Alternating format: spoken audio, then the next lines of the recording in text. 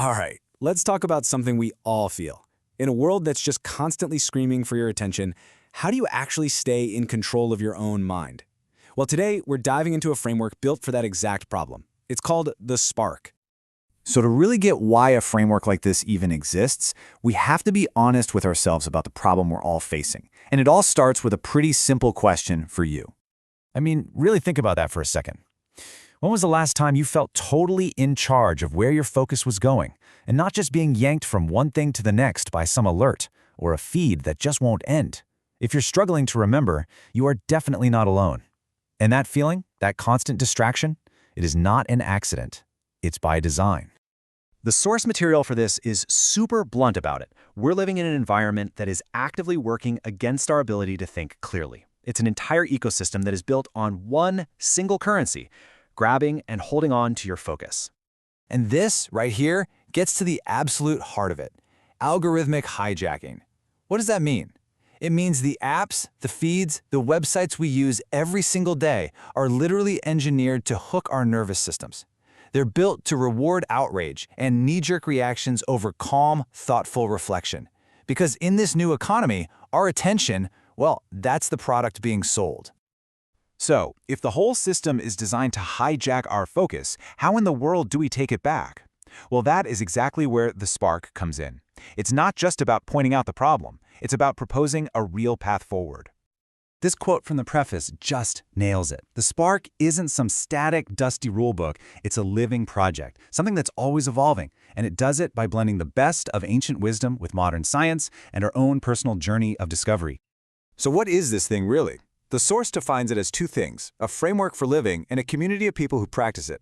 And that phrase on the screen, a church without dogma, that's so key. It's all about providing that structure and sense of meaning that people crave, but without the fixed, rigid beliefs of traditional religion. Think of it more like a gym for your mind, a system for practice, not for worship. Okay, this idea of blending science and spirituality, I get it. It can sound a little abstract, a little out there.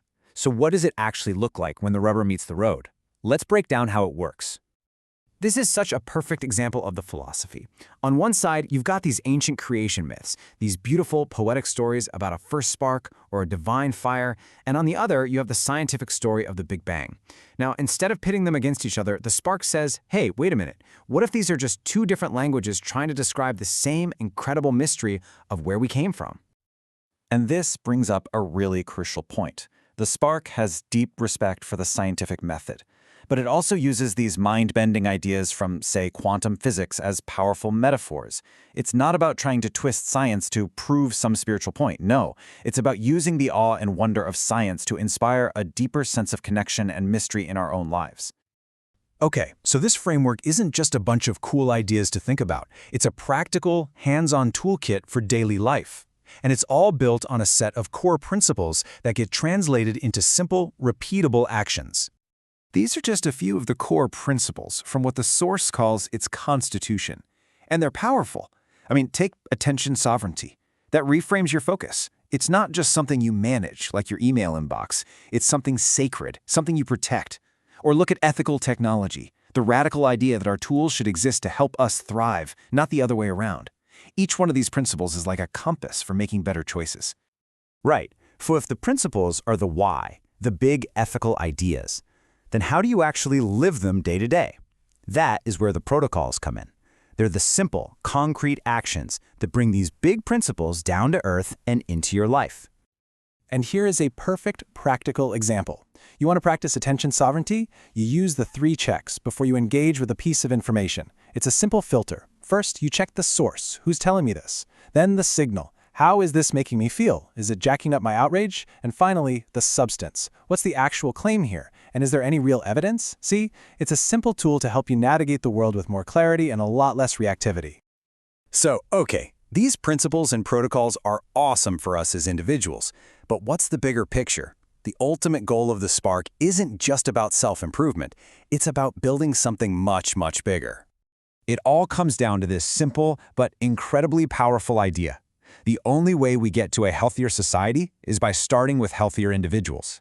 When each of us starts to develop these skills, like self-awareness and control over our own attention, we become stronger, more conscious, and more resilient parts of the entire network.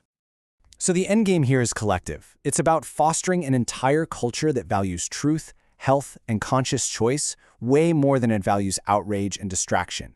Imagine a society that is just fundamentally harder to manipulate because its people are trained in what you might call mental and emotional hygiene. That's the goal. And this final thought from the source really leaves us with both an invitation and a challenge. It tells us that the spark isn't some finished product you just buy off a shelf. It's more like an open source project for being a better human. It suggests that the future we all want isn't something we just sit back and wait for. It's something we have to actively build, together, one conscious choice at a time.